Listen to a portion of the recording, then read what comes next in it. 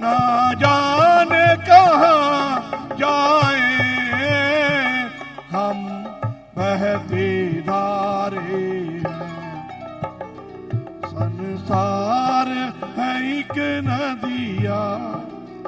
बहुत बहुत धन्यवाद मातृशक्ति, मेरी बहनें, मेरे बुजुर्गों का। आप अपने जीवन में अच्छे काम, समाज के काम, चुगली निंदा से बचिए, क्योंकि निंदा करने से व्यक्ति, जिसकी निंदा होती है उसी का कद बढ़ता है जीवन में। और इसलिए हम सब मिलकर भगवान का सिमरन करें।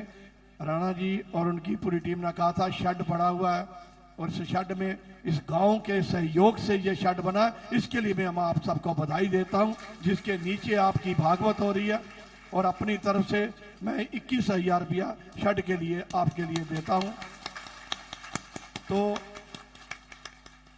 एक लास्ट में एक लाइन फिर बोलूंगा, कृष्णा तेरी मुरली ते भला कौन नहीं नचता। क्या बात। कृष्णा तेरी मुरली ते भला कौन नहीं नचदा, कृष्णा तेरी मुरली ते भला कौन नहीं नचदा।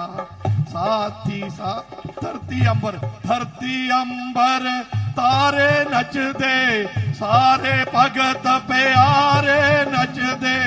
राधा नची, मीरा नची, सारा आलम तकदा। कृष्णा तेरी मुरली ते भला कौन नहीं नचदा। भगवान कृष्ण की कृपा सदा बनी रहे।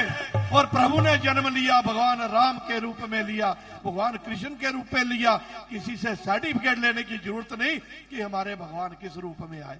अरे कन कन में, घर घर में घूमे, मथुरा वृंदावन में घूमे। आज राम भगवान जी का मंदिर का निर्माण हो गया, 370 धारा टूट गई आज देश में। और जो राजकथा का माहौल बनाते थे आज अंदर घुसे हुए हैं। हमारी बेटियां सुरक्षित नहीं थी, आज उत्तर प्रदेश से लेकर पूरा भारत आप सबकी कृपा से सनातन वही हो रहा है। और आने वाले ये इस विश्व के जो नया युग प्रारंभ हो रहा है, कई आपत्तियां आएंगी। इस साल का राजा भी सूरज है, मंत्री भी सूरज है, बहुत कुछ होने वाला है। परंतु सनातन की ताकत भारत को बचाएगी और भारत फिर वैभवशाली होगा, धर्म विश्व गुरु बनेगा। और हम अपनी सरहदों को जो छोड़ कर आए थे उनको फिर से लेंगे। ये आप सबकी ताकत होगी। आप सबने मुझे यहाँ मौका दिया, शास्त्री महाराज और सारी संगत का मैं हार्दिक अभिनंदन धन्यवाद करता हूँ। और सदा भगवान की कृपा बनी रहे, यही आप सबका भगवान से मांगता हूँ। धन्यवाद। एक बार जोरदार तालियां जरा। ये तालियां थी विधायक जी के लिए। और एक तालियां आपने जोर से वो बजानी है जो सच में इनके अंदर है।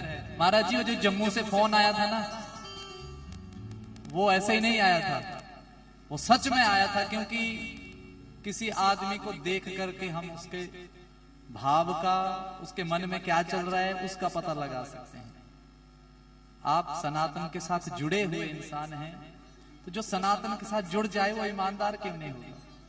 तो आप सच में, आपका बहुत बहुत मैं भी यहां से धन्यवाद करूंगा व्यासपीठ से। जीवन है, आपने जीवन का अर्थ समझ लिया है और आप समाज को भी वही चीज करने के लिए प्रेरित कर रहे हैं। ये सबसे बड़ी बात होती है। और इनकी तरफ से जो धनराशि दी गई है, नहीं तो आजकल आकर के चले जाएंगे, बोल जाएंगे कुछ, लेकिन सनातन के प्रति आपका इतना बड़ा भाव है। भगवान आपको स्वस्थ रखे, लंबी उम्र करे आपकी, और ऐसे ही आपको सेवा में हमेशा लगाए रखे। ये हम व्यासपीठ से भगवान से प्रार्थना करेंगे। आओ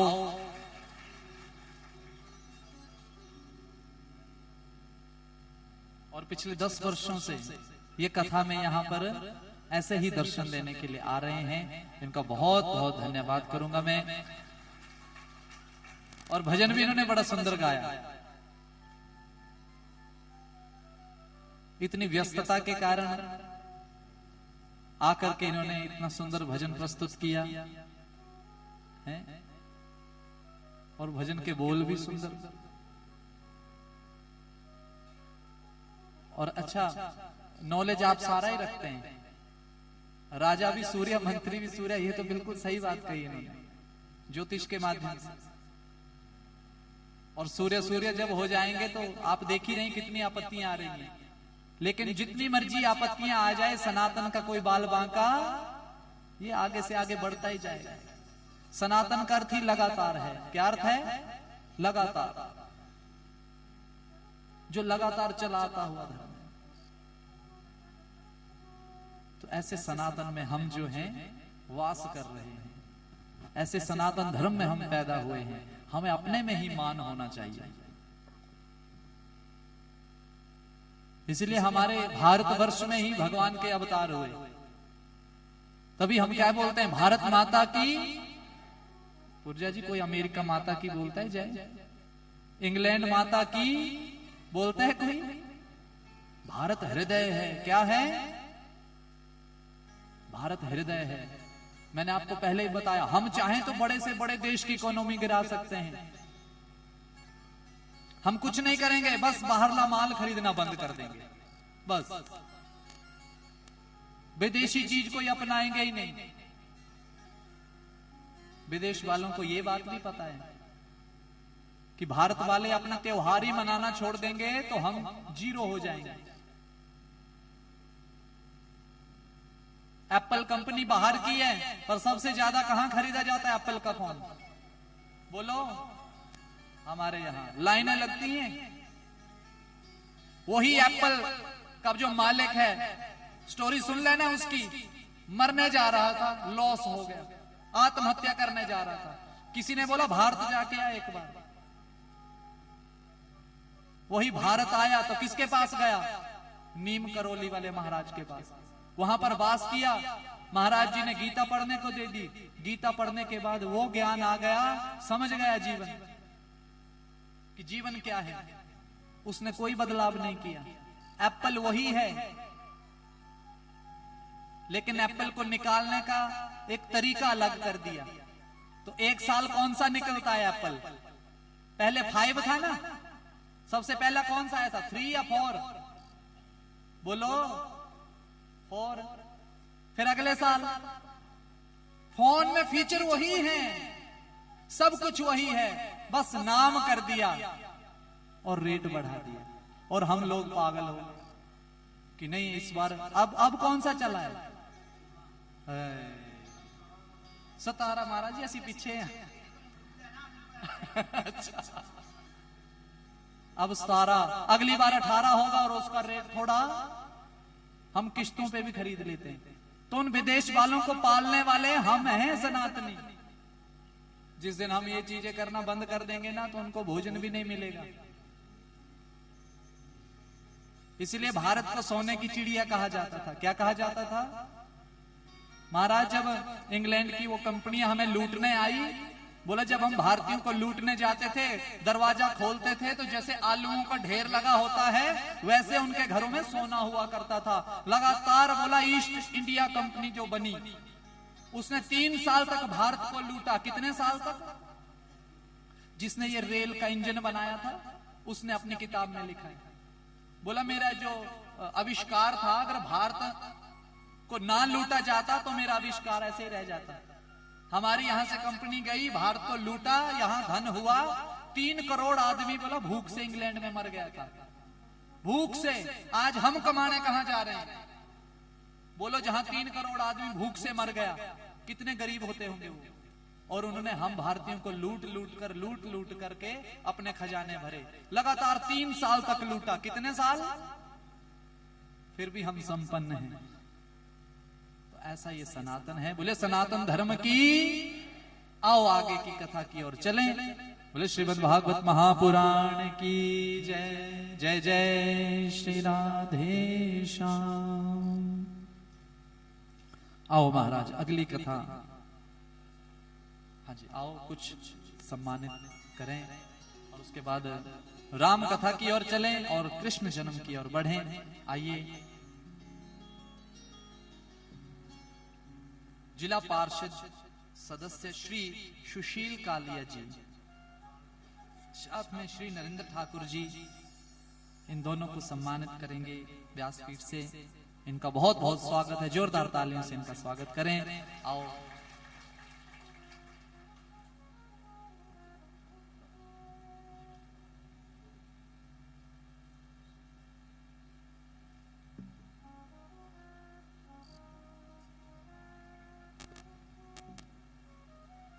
हमारे श्री संजय पुरजा जी, जोरदार तालियां इनके लिए जरा।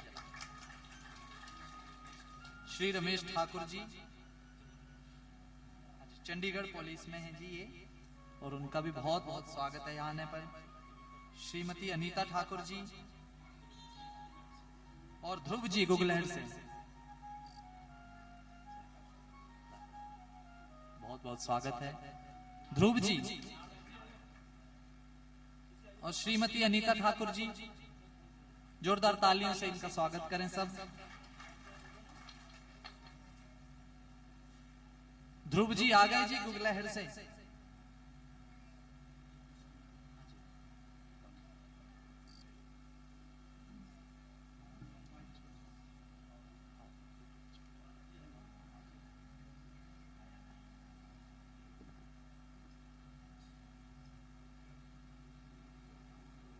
ध्रुव जी गुगलहर से। विनोद ठाकुर जी दौलतपुर से, विनोद ठाकुर जी। अजमेर राणा जी, श्री बलजीत राणा जी, श्री राजेश ठाकुर जी, श्री नरेश जरियाल जी नंगर जरियाला से।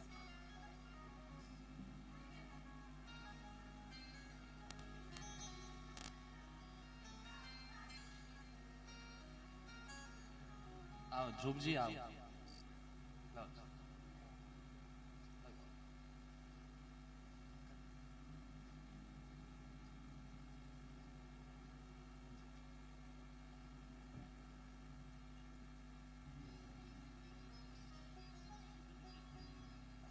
विनोद ठाकुर जी की ओर से 1100 रुपये शेड के लिए दान आया, उनके लिए जोरदार तालियां जरा। जी जी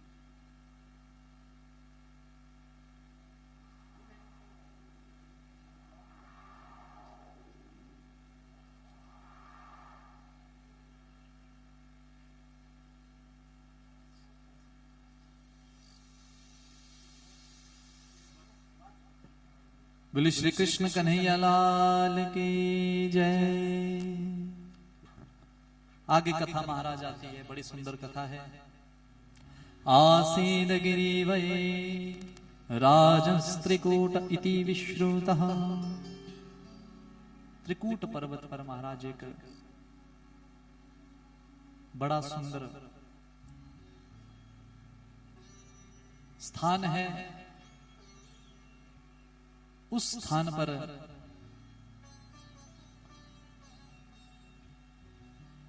दस 10,000 फीट ऊंचे स्थान पर एक सरोवर बना हुआ है, और उस सरोवर में एक परिवार स्नान करने जा रहा है। और वो परिवार कौन सा है? हाथी का। कौन सा परिवार? हाथी को संस्कृत में कहते हैं गज,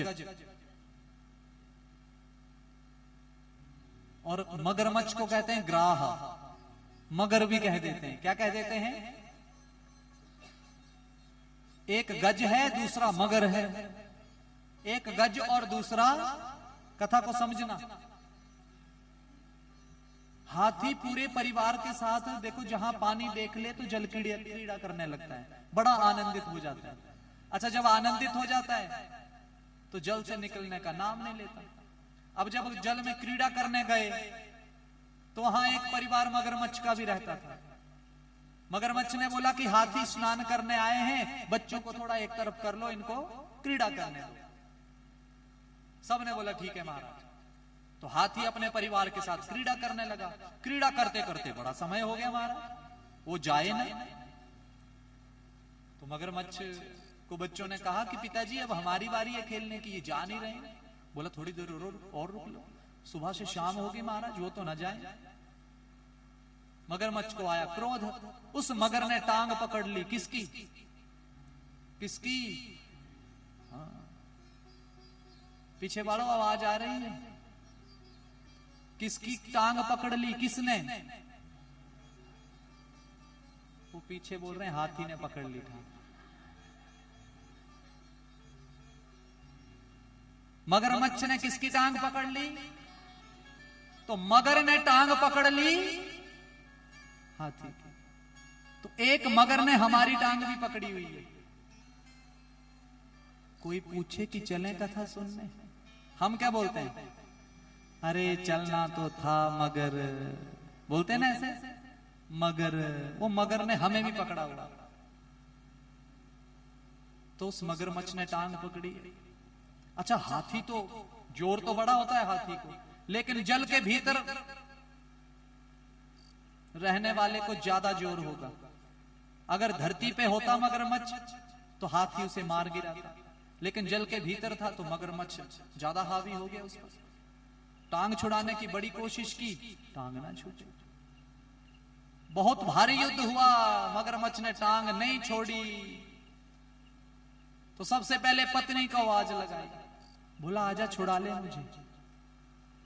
अब पत्नी ने बोला महाराज आप तो जाने वाले हैं, आपके साथ साथ यदि मैं भी पकड़ी गई तो बच्चों को कौन संभालेगा? बोलो, बच्चों को, इसलिए आप चिंता मत करो, मैं संभाल लूंगी बच्चों को। लो जी, पत्नी भी छोड़ गई। अब बच्चों की बारी आई। बड़े बेटे को बोला बेटा तू तो बचा ले। बोला पिताजी आपके बाद कुर्सी पर कौन बैठेगा? अभी राजा कौन बनेगा? आपके बाद मैं ही तो हूं, मैं सब कुछ संभाल लूंगा, आप चिंता मत करो, आप जाओ आराम से। परिवार के सभी सदस्यों को पुकारा, कोई साथ नहीं गया। क्या समझे इस कथा से? जीवन में अकेले आए थे और अकेले खाली हाथ आए थे। खाली हाथ। अरे अंत समय में हम स्नान भी स्वयं नहीं कर सकते, नहलाएगा भी कोई?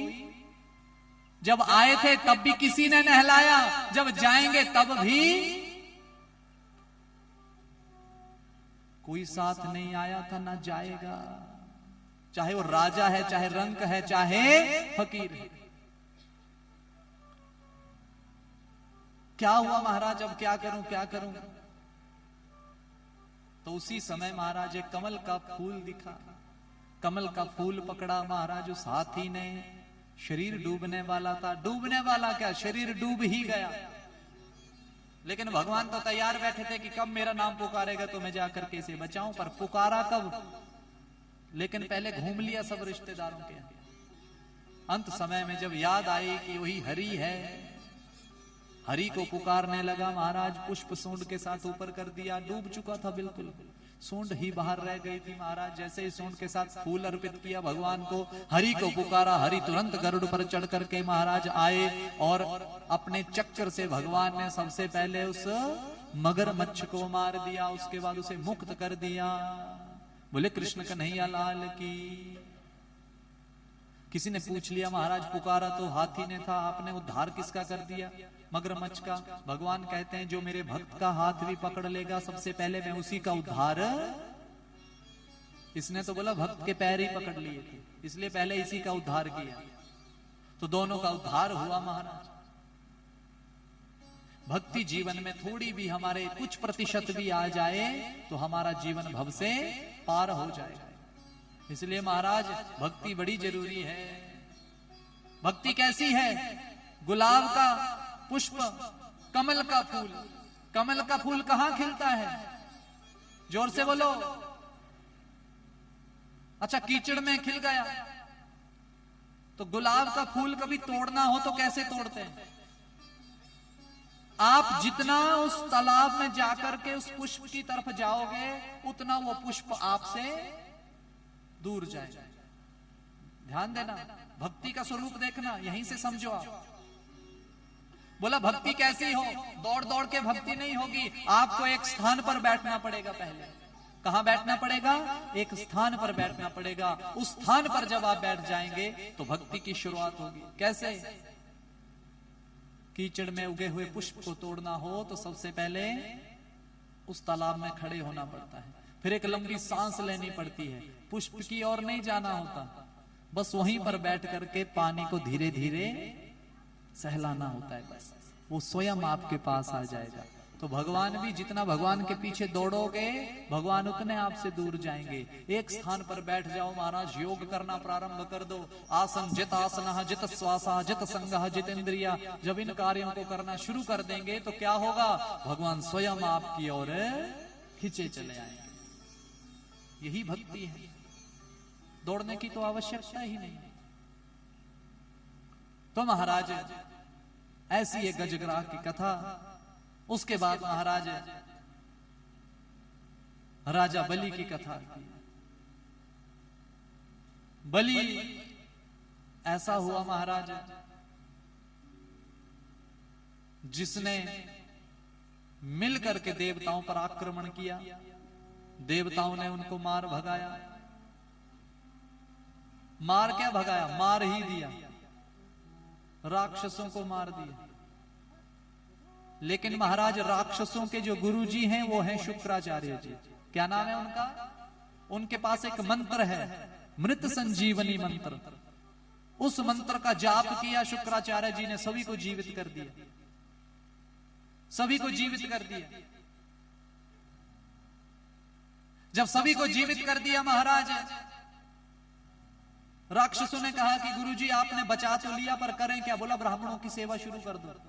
किसकी सेवा, जितनी ब्राह्मणों की सेवा करेंगे उतना आपका कल्याण होगा। राजा बलि ने महाराज ब्राह्मणों का पूजन करना प्रारंभ कर दिया। इतनी सेवा करता, इतनी सेवा करता कि ब्राह्मणों ने आशीर्वाद दे दिया। आशीर्वाद रूप में एक उसे रथ दे दिया, उस रथ पर वो जहां भी जाता विजय होकर के आता। ऐसे करते करते महाराज एक दिन सभी देवताओं को पछाड़ दिया। तो परीक्षित कहता है महाराज देवता हार कैसे गए। बोले एक बार क्या हुआ, दुर्वासा मुनि जा रहे थे, इंद्र ऐरावत हाथी पर चढ़ के आ रहा था। दुर्वासा मुनि ने उसे एक माला अर्पित की, पर उस मद में इतना, अहंकार में इतना चूर था महाराज वो इंद्र, उसने अपने गले में न डाल करके हाथी की सूंड पे वो डाल दी। सूंड से छूट करके वो माला नीचे गिर गई। दुर्वासा मुनि ने जैसे उस माला को नीचे गिरे हुआ देखा तो क्रोध आ गया और मुख से कह दिया कि जितने भी देवता हैं सब श्रीहीन हो जाएं।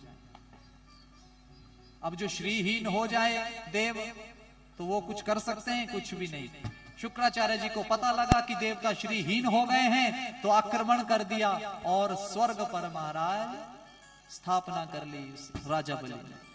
अब राजा बलि ने महाराज बड़ा सुंदर कार्य शुरू किया, शतक्रतु बनने के लिए यज्ञ प्रारंभ कर दिया।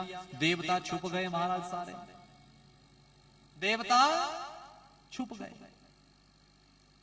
पर देवता छुप तो गए पर श्रीहीन हो गए थे। क्या हीन हो गए थे, नारायण के पास गए महाराज, श्रीहीन हो गए। श्री कैसे आएगी, बोला वो लक्ष्मी आएगी मंथन करने से। क्या करने से, तो समुद्र मंथन हुआ। कौन सा मंथन हुआ, लेकिन महाराज किसी ने कहा कि समुद्र मंथन की कथा में कौन सी साइंस है। आप कहते हैं कि आपका सनातन सारा साइंस है, तो बोला समुद्र मंथन में कौन सी साइंस है। लेकिन सनातन सच में साइंस है, सनातन सच में साइंस है। ऋषि मुनि साइंटिस्ट हैं हमारे। आप तिलक कौन सी उंगली से लगाते हैं, बताओ मेरे को जरा, पीछे वालों जरा बताओ, करो हाथ ऊपर। बीच वाली उंगली से है ना अपने लिए। ये क्यों, ये इसलिए कि इसका कनेक्शन दशम रंध्र के साथ होता है। वो डॉक्टर बताते हैं ना एक्वा प्रेशर करो, तो इसलिए इस उंगली से लगाते हैं अपने लिए तिलक। याद रखना बीच वाली उंगली से।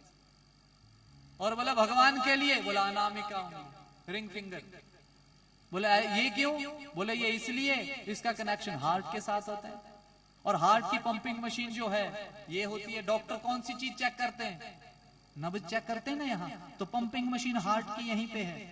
तो बोला इसको थोड़ा दबा होना चाहिए, इसलिए शास्त्र कहते हैं कि मौली बांध के रखा करो। क्या बांध के रखा करो, मौली जितनी टाइट हुआ करेगी उतना आपका ब्लड सर्कुलेशन चला रहेगा। हार्ट अटैक छोटे मोटे तो टिक्का लगा के हम ठीक कर लेते हैं। बोलो हमारा धर्म कितनी साइंस है। तिलक लगा लिया, दशमरंध्र जागृत हो गया।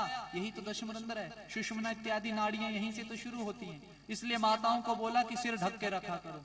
सिर ढकना हमारी प्रथा नहीं है, लेकिन सिर क्यों ढकवाते हैं, पूजन करते हैं तो बोला सिर ढक लो। सिर ढकना किसी का सम्मान करना, लेकिन पूजन करते समय हम सिर नहीं ढकवाते। क्यों नहीं ढकते? सिर का दशम रंध्र यहां है, कनेक्शन कैसे जुड़ेगा? सिर ही ढक दिया तो क्या रह गया फिर? इसलिए बोलते हैं उत्तरीय वस्त्र रखो। आदमी उत्तरीय वस्त्र रखता है यहां पर पूजन करते हुए।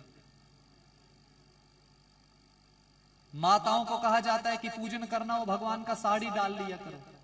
क्यों? नाभि जो है, नाभि तो है सब कुछ। उस मूर्ति का और नाभि का कुछ तो कनेक्शन हो। आदमी उत्तरीय वस्त्र नहीं डालता है, ऊपर का कुछ नहीं डालता है, यहां सिर्फ कपड़ा रखता है, नाभि नंगी रखता है। ये पद्धति है हमारी।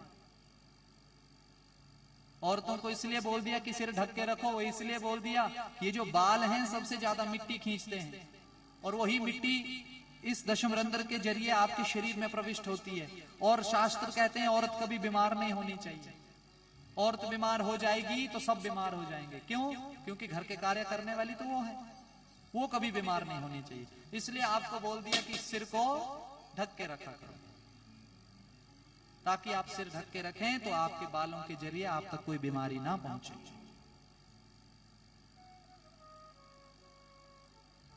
तो समुद्र मंथन के पीछे कौन सी साइंस है अब सुनना। 14 रत्न निकले। कितने? मंदरांचल पर्वत को भगवान विष्णु ने उठाया, समुद्र में रखा। ध्यान देना, मंदरांचल पर्वत को उठाया तो गणपति पूजन करना भूल गए, तो गणेश जी विघ्न हरता भी हैं और विघ्न करता भी हैं। पूजन कर लो तो विघ्न हर गया, नहीं करो तो अगले कर भी देते हैं। तो नहीं किया था पूजन, तो जो भगवान विष्णु ने पर्वत उठाया था वो नीचे की ओर जाने लगा। तो गणेश पूजन हुआ तो पर्वत उठाया गया। पर्वत उठाया, लेकिन पर्वत उठाते उठाते भगवान विष्णु के यहां देखो, आप बड़ा सा कोई पत्थर उठाओ तो शरीर में रगड़ सी लगती है कि नहीं लगती है? लगती है। तो भगवान ने इतना बड़ा पर्वत उठाया तो रगड़ लगी। रगड़ लगी तो उनके रोम अर्थात बाल धरती पे गिर गए। तो जैसे धरती पे गिरे तो उन बालों से दुर्वा उत्पन्न हो गई। क्या उत्पन्न हो गई? दुर्वा। इसलिए हम भगवान को चढ़ाते हैं। क्यों? क्योंकि ये वृद्धि का कारक है। गणेश जी को चढ़ती है हरि दुर्वा।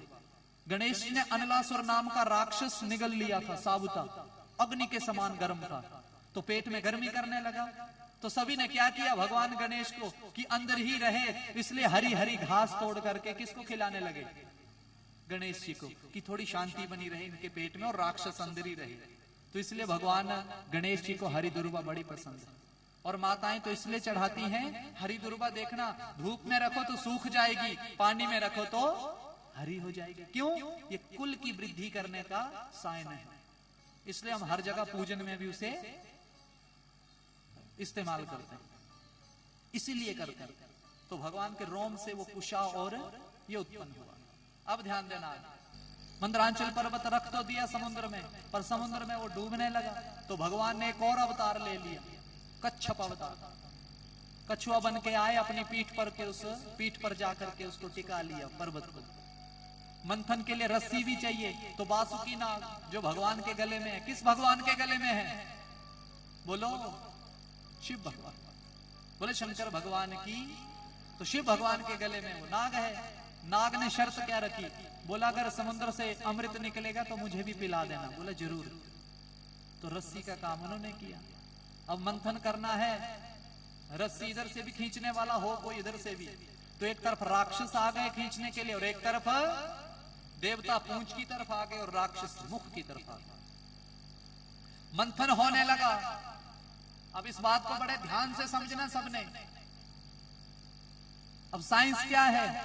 आज धरती से कोई चीज निकालनी हो तो बड़ी बड़ी मशीनें लगानी पड़ती हैं कि आयरन यहां पर है कि यहां पर है। लेकिन वहां मंथन में देखो, एक ही जगह पे जहां पे रख दिया पहाड़, वहीं से सब रत्न निकलने लगे। रत्न देखो सीक्वेंस वाइज निकले, ऐसे नहीं भाई पहले ये निकल गया, पहले ये निकल गया। समुद्र मंथन किसी ने देखा होते हुए? किसी ने देखा? लेकिन हमने पढ़ा शास्त्रों में। लेकिन याद रखना, वो समुद्र मंथन अपने शरीर का था, आत्मा और परमात्मा के बीच। इस भव सागर में एक बूंद है हम, इस भव सागर में एक बूंद हैं हम, और जब हम अपने शरीर का मंथन करेगा तो यहां से भी रत्न निकलेंगे। तो पहला रत्न क्या निकला, सबको पता है क्या निकला था, बोला जहर। क्या निकला, किसने पिया, किसने पिया, शिव ने पिया। पार्वती मां ने बोला ल, अब देवता तो स्वार्थी हैं, बोला प्रभु हमने मन में धारण किया था कि जो भी पहली चीज निकलेगी हम शिव जी को देंगे, तो जहर ही निकल गया महाराज। भगवान ने कल्याण के लिए पी लिया, लेकिन जैसे भगवान ने जहर पिया, याद आया कि मन में तो राम है, अंदर कैसे जाने दूं, तो कंठ पे ही धारण कर लिया, तो कंठ नीला पड़ गया, तो नाम क्या हो गया, बोले नीलकंठ भगवान की। अच्छा टाइम 2 बज गए है ना, अच्छा चलो 5-10 मिनट और, उसके बाद भगवान कृष्ण का राम कथा जो विस्तार से सुनानी थी आपको कल सुना दो। और महाराज जहर निकला भगवान को दे दिया, लेकिन बोला जहर ही क्यों निकला, अमृत ही निकल जाता पहले, जहर क्यों निकला। जीवन में जब आप कोई अच्छा काम करने लगोगे तो बातें बनाने लगेंगे आपके लोग। बोलो बनाएंगे कि नहीं, बोलो जब भी आप अच्छा काम करने के लिए आगे बढ़ेंगे तो लोग ये बातें करेंगे कि ओ बड़ा हीरो बन गया है? यही तो जहर है। जिस दिन आपने ये बातों का जहर पीना शुरू कर दिया तो पहला रत्न आपने धारण कर लिया। दूसरा क्या निकला, बोला ऐरावत हाथी। हाथी कैसे चलता है और पीछे कौन भौंकता है, जोर से बोलना, जोर से बोलो। हाथी की चाल बदलती है, बोलो। कुत्ता क्यों भौंकता है, पता क्यों भौंकता है, कुत्ता इसलिए भौंकता है कि उसको दुख क्या लगता है, उसको हाथी से कोई प्रॉब्लम नहीं है, प्रॉब्लम उसको ये है कि इसके आगे लोगों ने हाथ क्यों जोड़े, वो हाथ जोड़ने से उसको प्रॉब्लम होती है। तो दूसरा क्या है चीज, जब आप पहला जहर पी लोगे ना बातों का लोगों की, तो आप हाथी की तरह हो जाओगे। किसकी तरह हो जाओगे, हाथी की तरह चलना है, फिर टेंशन नहीं लेनी है। कुत्तों की एक लाइन होती है, वहां तक आकर के भौंकेंगे, फिर वापस आ जाएंगे उसी थाली में खाना, मुड़ी अंधे। लेकिन वही हाथी दूसरे गांव में भी जाता है और उसकी वहां भी जय जयकार होती है। बोलो होती है कि नहीं, बोलो। तो ये दूसरा स्टेप है। अब तीसरा सुनना, बोला तीसरा क्या निकला, बोला कामधेनु गाय।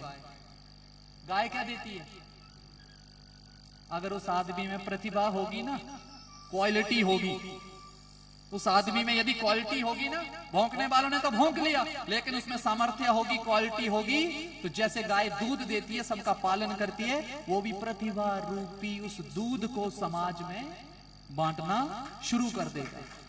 और जब बांटना शुरू कर देगा तो लोगों में बातें चल पड़ेंगी कि वो आदमी बड़ा अच्छा निकला। पहले वही बातें करते थे, आज वही आदमी बोलते हैं। तो चौथा रत्न बोला उच्च श्रवा घोड़ा निकला। तो घोड़ा कैसे दौड़ता है, दौड़ता है कि नहीं, बोला चौथा रत्न घोड़ा निकला। इसलिए निकला कि वही आदमी रेस पकड़ लेता है, फिर लोग बातें करने लगते हैं और वो आदमी दौड़ने लग पड़ता है अपने काम में। लेकिन जिसने जहर पिया होगा वही दौड़ेगा, ध्यान देना। ये चौथा रत्न। बोला पांचवा क्या निकला, बोला मणि, कौस्तुभ मणि। बोला लोग एक दिन उस आदमी को वोट दे करके उसके माथे पर मणि लगा देंगे, चल भाई तू हमारे लिए काम करना शुरू कर दे। ध्यान देना, फिर उसको जब वो मणि लग जाएगी तो वो कल्प वृक्ष के समान हो जाएगा। उसके बाद कल्प वृक्ष निकला। बोला कल्प वृक्ष क्या होता है, बोला कल्प वृक्ष होता है उसके नीचे बैठ करके जो मांगो वो मिल जाता है। तो बोला जब लोग आपको मुकुट धारण करवा देंगे तो आप कल्प वृक्ष की तरह हो जाएंगे। मतलब कोई आएगा जी मेरी पेंशन भी करवा दो क्लियर, तो वो पेंशन भी करवा देगा। कोई बोलेगा जी डंगा लवाना, तो डंगा भी लगवा दे। मतलब समझना आप इस बात को, कल्प वृक्ष मतलब समाज आकर के आपसे जो भी प्रार्थना करे आप उसको पूरा करें, ये हो गया कल्प वृक्ष। बोला कल्प वृक्ष के बाद क्या निकला, अब जो चीज निकली उससे नहीं बचा जाता, उससे बचना बड़ा जरूरी है, इसलिए शास्त्र पढ़ने जरूरी है। बोला रंभा नाम की अप्सरा निकली। रंभा अप्सरा मतलब कि जब उस कुर्सी पर बैठते हैं ना तो फिर ऐसे बैठते हैं,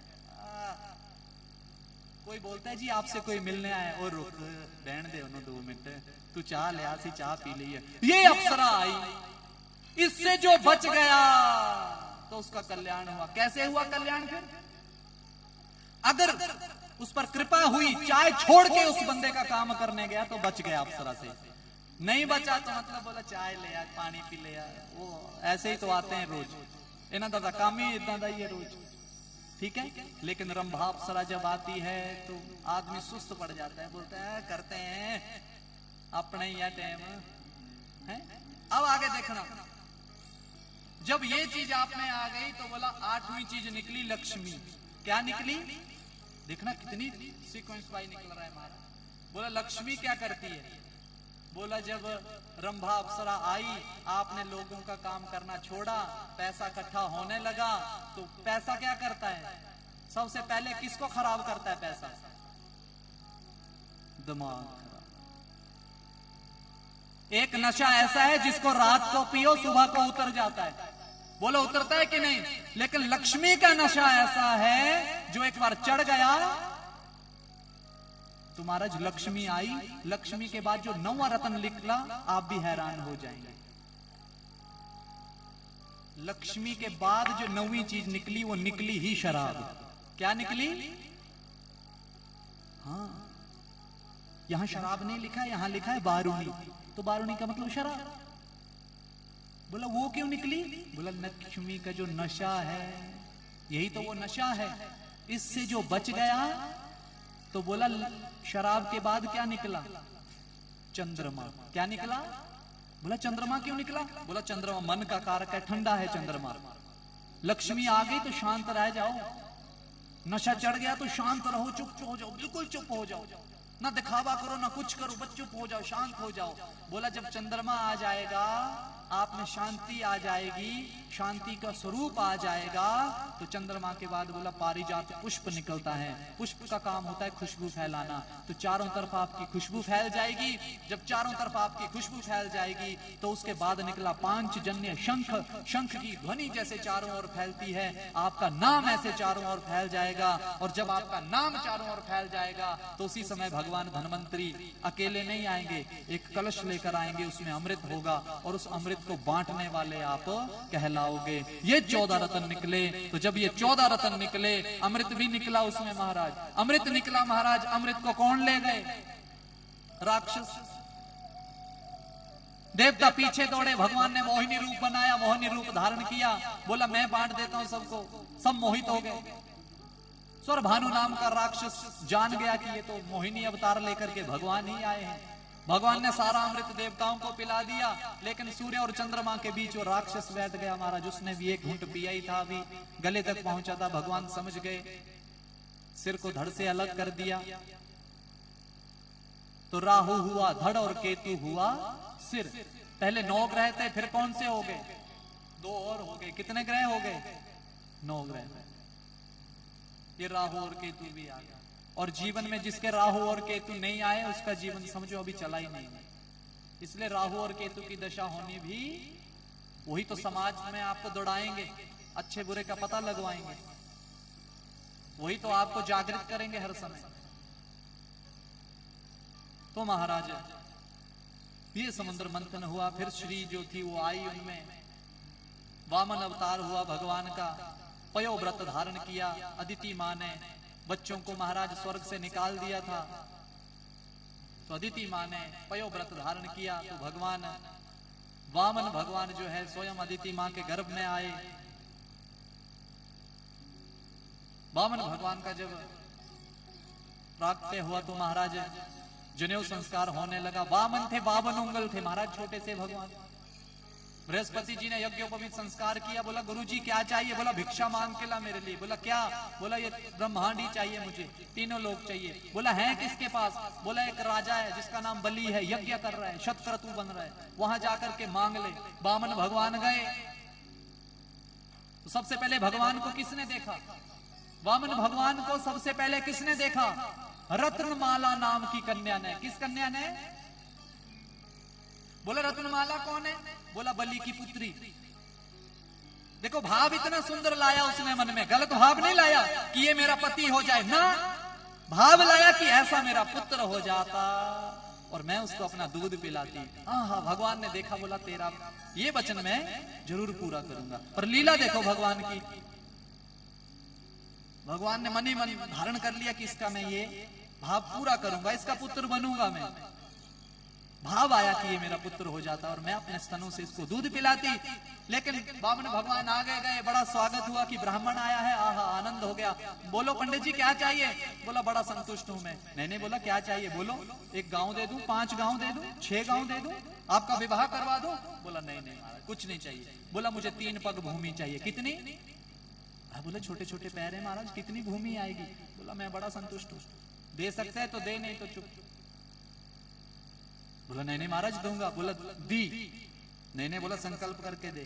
संकल्प करने लगे, शुक्राचार्य जी आ गए। बोला बेटा गुरु जी की बात सुननी चाहिए। संकल्प करने लगे। बोला बेटा मत कर, ये विष्णु है, छलिया है, बलि और प्रसन्न है। बोला बड़ी अच्छी बात है, मैंने सोचा था पंडित जी आए, यहाँ तो साक्षात नारायण आया है, अब तो मैं हटूंगा ही नहीं, जरूर दान करूंगा। वो बोला बेटा सब कुछ ले जाएगा। बोला कोई चिंता नहीं गुरुदेव। अब गुरु तो चाहता था कि मेरे इस शिष्य का कल्याण हो, तो जब संकल्प करने लगे तो महाराज जो अर्घा होता है उसके अग्रभाग में जाकर के शुक्राचार्य बैठ गए। बोला पानी गिरने ही नहीं दूंगा। संकल्प कहां से होगा? भगवान ने देखा कि अच्छा मेरे काम में टांग अड़ा रहा है। जिस कुशा के आसन पर बैठे थे वहां से कुशा निकाली और भाई पानी निकल जाए, तो जैसे कुशा डाली तो आंख ही फूट गई। तो शुक्राचार्य की एक आंख ही फूट गई। वो आंख पकड़ के बाहर निकले, जल नीचे गिरा, 3 पग नापने लगे, 1 पग दूसरे पग में। बोला तीसरा कहां रखूं? अब ध्यान देना, रत्नमाला वहां बैठी थी जिसने बोला था कि भगवान क्या हो जाए, मेरे बच्चे हो जाए, मैं दूध पिलाऊंगी अपना। भाव कितना सुंदर था, लेकिन जब शरीर भगवान ने बड़ा किया तो मन में एक और भाव आ गया। ये तो बोला दुष्ट ही निकला। उसी के मन में भाव क्या है? ये तो बड़ा दुष्ट निकला। बोला ये तो बड़ा दुष्ट निकला, मेरे पिताजी को छल लिया इसने, ये तो बड़ा दुष्ट है। भाव बदल गया। पर भगवान ने पहले धारण कर लिया था कि तेरा स्तनों का दूध मैं जरूर पीऊंगा। तो अगली बार में वो क्या बन के आई? क्या बन के आई? वही रत्नमाला पूतना बनकर आई और भगवान ने उसका स्तनपान किया। पर दुष्टा थी, जहर लगा के आई, पर भगवान ने उसकी मन की कामना पूरी की।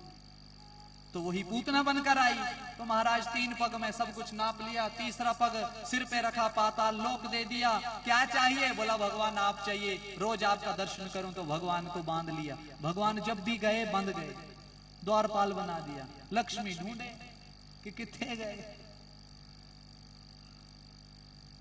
अब मिले। कोई यज्ञ डाले तो यज्ञ विष्णु तक पहुंचे ना। तो जब पता किया, ध्यान लगाया सबने, तो बोला वो देखो वो बैठे हैं दरवानी बन के। तो मां लक्ष्मी राजा बलि के पास गई, रक्षा सूत्र बांधा है। वो भाई बहन का उसी दिन से रिश्ता ऐसा चल पड़ा, एक रक्षाबंधन त्योहार चल पड़ा। बोला बहना अब तू आई है तो खाली नहीं भेजूंगा, क्या चाहिए तुझे? बोला वो जो तेरा द्वारपाल है ये मुझे बड़ा पसंद है, यही चाहिए। बोला हुआ तेरा। तो भगवान तब छूट कर गए। तो भक्त ऐसे हैं जो भगवान को भी अपने चक्कर में आने वाले हैं। वो भी बोल रहे हैं कि छेती घर 2 बज गए। आओ, पहले राम जन्म हुआ और उसके बाद कृष्ण जन्म। विस्तार में नहीं सुनाऊंगा, विस्तार में राम कथा कल सुनाऊंगा। और आज आपको मैं सबसे पहले भगवान श्री राम जी जैसे आए, बड़े भाव से सुनना। सब ब्रह्मा जी के मरीचि हुए, मरीचि के कश्यप हुए, कश्यप के विवस्वान हुए, वहीं से सूर्य वंश चला महाराज। श्राद्ध देव मनु हुए, उनके 10 पुत्र हुए। इन्हीं के वंश में ना भग हुए, ना भाग हुए, अम्बरीश हुए, हरिश्चंद्र हुए, भगीरथ हुए, सगर हुए महाराज, बाहुक हुए, रोहित हुए। ये सारे महाराज इन्हीं के वंश में हुए। खटवांग, दीर्घ बाहु, रघु, अज। अज के यहां महाराज दशरथ, दशरथ के 4 पुत्र हुए। पहले पुत्र का क्या नाम है? बोलो राम। दूसरे बोलो भरत। तीसरे लक्ष्मण। चौथे अच्छा शुरू से बोलो, पहले, दूसरे, तीसरे, चौथे, जोर से बोलो। हाँ, शत्रुघ्न नहीं, शत्रुघ्न, घ आधा है, शुद्ध उच्चारण करना है। असि शत्रुघ्न नहीं बुलाना तो फिर वो हीरो ही आना दूजा। देखो शब्द अगर हमने पुट्ठा सीधा बोल दिया तो उसका फल भी हमें वैसा ही मिलेगा, इसलिए उच्चारण अच्छा करना है। घ आधा है तो शत्रुघ्न क्या है? आरती भी करते हैं, मैंने सुना है आरती करते करते, तुम पूर्ण परमात्मा बोलते हैं ना ऐसे। परमात्मा कहाँ है? तो आधा है, तुम पूर्ण परमात्मा, परिथिता परमात्मा, वो परमात्मा भी नठ जाता होना, ये किनों सद रहे हैं? फिर उथे परमात्मा नहीं कोई होर ही आंदा है। बोलो राधे राधे। तो शब्दों का चयन भी थोड़ा हमें करना पड़ेगा। शत्रुघ्न होता है तो महाराज ये चार भाई हैं, प्रगटे हैं चारों भैया अवध में बाजे बधैया। प्रगटे हैं चारों भैया अवध में बाजे बधैया। बाजे बधैया बाजे बधैया बाजे बधैया बाजे बधैया। प्रगटे हैं चारों भैया अवध में बाजे बधैया। प्रगटे हैं चारों भैया अवध में बाजे बधैया। ये चार भैया हुए महाराज। उसके बाद पहले सूर्यवंश फिर चंद्रवंश। कथा तो बड़ी सुंदर है, कल जरूर सुनाऊंगा। शुरू में ही राम कथा होगी कल, ठीक है? आज समय को देखते हुए इसकी मर्यादा भी नहीं तोड़ेंगे, 10 मिनट ऊपर हो गए हैं।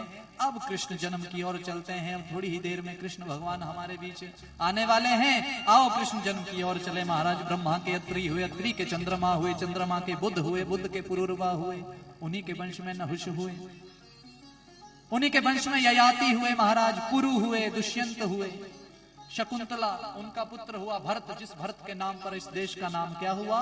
भारत। बोले भारत माता की। वहीं से यदुवंश प्रारंभ हुआ। यदुवंश में महाराज देवमीढ़ हुए, उनके 2 विवाह हुए। एक क्षत्रिय कुल जिनसे पुत्र हुआ शूरसेन, उनके पुत्र हुए वसुदेव। और जो दूसरी पत्नी थी उनकी वैश्य पुत्री, उनके 2 पुत्र हुए अर्जन्य और पर्जन्य। पर्जन्य जो है उनके एक पुत्र हुआ उपनंद, एक हुआ सुनंद, एक अभिनंदन, और एक हुआ नंद और एक हुआ नंदन। ये जो नंद था इसी को गोकुल का मुखिया बनाया गया। ध्यान देना, भगवान का जन्म कहां हुआ? वसुदेव के यहां, और पालन पोषण नंद बाबा के यहां। ध्यान देना। तो महाराज वसुदेव का विवाह देवकी के साथ हुआ। किसके साथ हुआ? कंस की चचेरी बहन है उग्रसेन का। जो उग्रसेन है वो मथुरा का राजा है, कंस उसका पुत्र है। कंस ने अपने पिता को जेल में डाल दिया और स्वयं राजा बन गया। अपनी छवि सुधारने के लिए अपनी चचेरी बहन देवकी का विवाह, देवक पुत्री देवकी का विवाह वसुदेव के साथ कर दिया। विवाह कर दिया। विवाह करते करते महाराज बारात की जब विदाई होने लगी तो रथ को स्वयं हाँकने लगा। लोगों ने बोला ये तो बड़ा अच्छा है, ये तो बड़ा अच्छा है। लेकिन उसी समय आकाशवाणी हुई कि जिसका रथ तू हाँक रहा है उसी का अष्टम गर्भ तेरा काल हो जाएगा, उसी का अष्टम गर्भ तेरा काल हो जाएगा। अस्यास्त्वाम अष्टमो गर्भो हंताया वहसे बुधा। इसी का 8वां गर्भ तेरा काल हो जाएगा। तलवार निकाल कर वहीं पर उसे मारने के लिए तैयार हो गया। वसुदेव ने महाराज दिमाग लगाया, बोला महाराज 8वां बोला, पहला दूसरा तीसरा चौथा पांचवा छठा सातवां 8वें की बात करी है। बोला सुना नहीं तूने? कौन सा पहला कौन सा 8वां क्या पता, अभी मार दो। बोला नहीं महाराज आप कृपा करके हमें चाहे जेल में डाल दो पर मारो, जो भी हमारी संतानें होंगी हम सब आपको दे देंगे। बोला अच्छा, ये अच्छा है, तो जेल में डाल दिया। पहली संतान हुई जिसका नाम हुआ कीर्तिमान, दूसरी सुषेण, तीसरी भद्रसेन, चौथी ऋजु, सम्मर्दन, भद्र। ये 6 संतानें हुई। बोला ये 6 संतानें रावण कंस के हाथों क्यों मारी गई? अब ध्यान देना, आपने एक कथा सुनी पीछे हिरण्याक्ष और हिरण्यकश्यपु की सुनी। इनका एक तीसरा भाई जिसका नाम है कालनेमी। क्या नाम है? कालनेमी के 6 पुत्र। कितने? वो 6 के 6 पुत्र महाराज प्रहलाद को देख करके विष्णु भक्त हो गए। एक दिन सारे बैठकर 6 के 6 पुत्र बैठ करके तप कर रहे हैं। किसका? विष्णु भगवान का। वहीं पर हिरण्यकश्यपु आ गया। देखा, बोला दुष्टों, मेरे दुश्मन का नाम जप रहे हो, तुम तो कलंक हो हमारे खानदान में। बोला नहीं नहीं नहीं नहीं, आपसे बड़े पुत्र जो है प्रहलाद भैया वो भी जपते हैं तो हम भी उनको देख के जपते हैं। तो क्रोध आ गया। बोला जाओ अपने पिता के हाथों आप मारे जाओ। शापित कर दिया। जब ऐसा शापित कर दिया, वही कालनेमी अगले जन्म में कंस बन के आया और कंस के वही 6 पुत्र बन के आए जो उस कंस ने पैदा होते ही मार दिए। 8वां कौन आया? बोलो बलराम। 7वां बलराम और 8वां साक्षात नारायण आए। भगवान, देखो माया बड़ी जरूरी है जीवन में। भगवान को भी माया का सहारा लेना पड़ा। तो जैसे ही भगवान ने माया को आदेश किया, माया कहती है योग माया। बोला मेरा क्या फायदा होगा? बोला कलयुग में तेरा भी नाम विख्यात हो जाएगा, तू मेरा ये काम कर। बोला क्या करना है? बोला सप्तम गर्भ जो मेरी मां ने धारण किया है, उस सप्तम गर्भ का संकर्षण करके रोहिणी के गर्भ में डाल दे। बोला ठीक है महाराज, कर दूंगी। बोला खुद वहां बैठना, 8वें गर्भ में मैं आऊंगा। तो ऐसे ही किया। सप्तम गर्भ को क्या कर दिया? संकर्षण कर दिया। कंस को पता लगा कि सप्तम गर्भ गिर चुका है। 8वें गर्भ में साक्षात नारायण आए। नारायण आए, चतुर्भुज धारण करके आए। मैया ने प्रणाम किया। बोला मैया बताओ किसको मारना है? अभी मार दूं कंस को? बोला नहीं नहीं, जो विधि का विधान है उस विधान की तरह चलेंगे। पति पत्नी ने भगवान की स्तुति की, सारी बात बताई। बोला मैं छोटा सा रूप धारण कर लूंगा, आप क्या करना मिलकर? मुझे टोकरे में उठाना, यशोदा के बगल में एक कन्या पड़ी होगी उसको उठा करके ले आना और मुझे वहां छोड़ाना। बोला ऐसा ही करूंगा। देवकी कहती है कि बेटा अब छोटा बन जा। रात के 12 बजे किसका जन्म हो गया? आओ हम भी कृष्ण भगवान के दर्शन करेंगे और उनका स्वागत करेंगे। जैसे ही महाराज रात के 12 बजे, बुधवार था, रोहिणी नक्षत्र, महाराज रोहिणी नक्षत्र में रात के 12 बजे भगवान आ गए। बोले कृष्ण कन्हैया लाल की जय। जैसे ही भगवान का रात के 12 बजे आगमन हुआ, देखो भगवान किसके यहाँ आते हैं? बोला जो रात को जाग करके तप करता है, मोबाइल चलाता है, उसको नहीं होंगे दर्शन।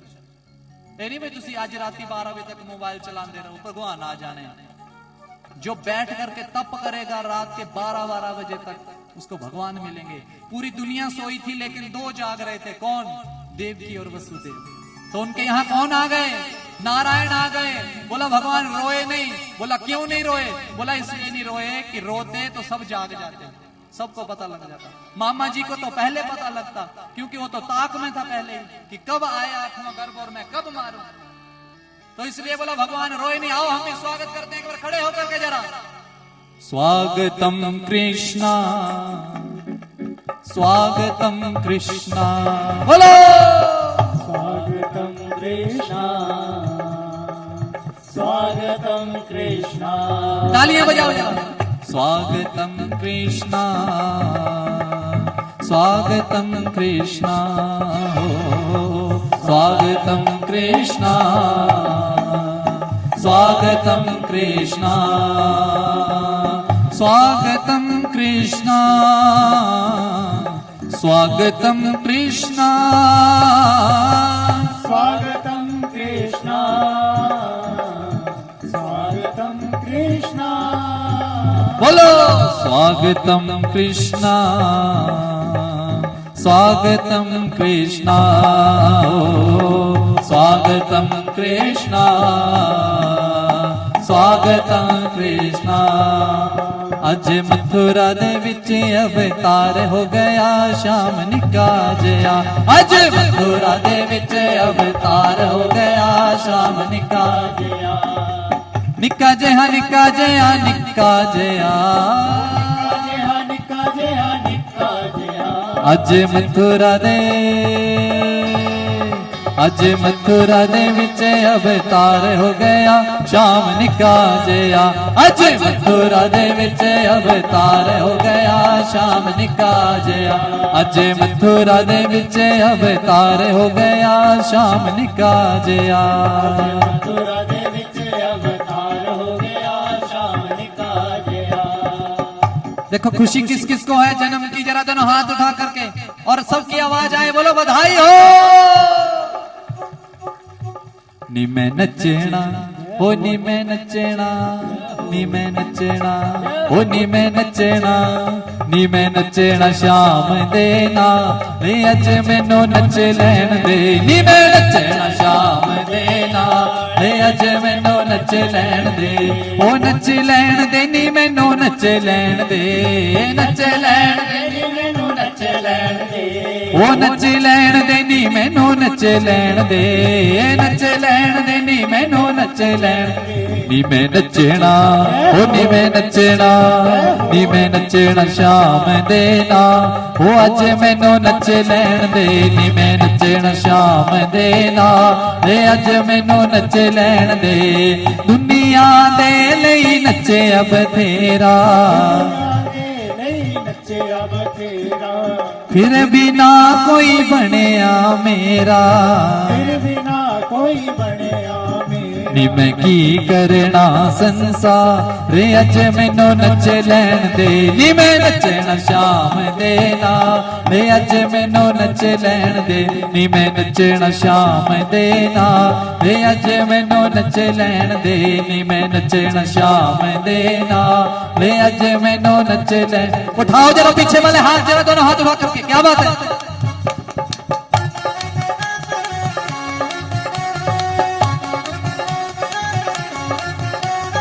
जय हो हरि बोल।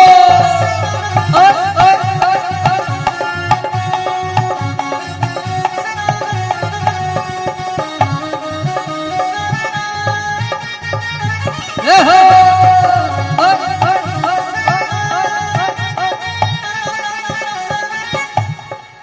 और सबने बधाई मांगनी है। क्या मांगनी है, क्या मांगनी है?